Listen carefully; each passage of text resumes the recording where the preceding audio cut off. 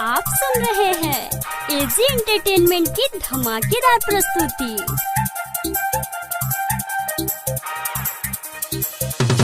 DJ Rupesh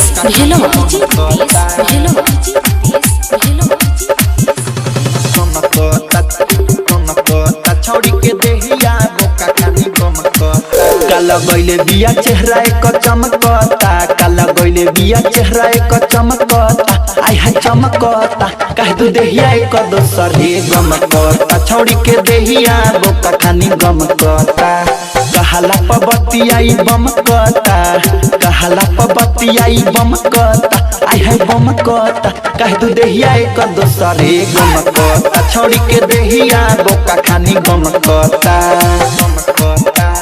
आप सुन रहे हैं एजी एंटरटेनमेंट की धमाकेदार प्रस्तुति। गमकता कह दू देहिया एक दोसर हे गमकता डीजे रुपेश भेलवा छोड़ी के देहिया बोका खानी गमकता कहावा छोड़ावा ता जवानिया के मोइल चेहरा एकर खिल लागे कुछ तबा भइल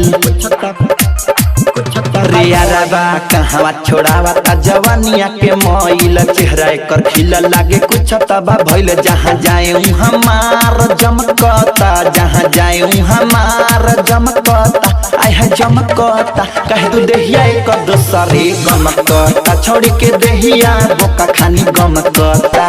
डीजे रुपेश भेलवा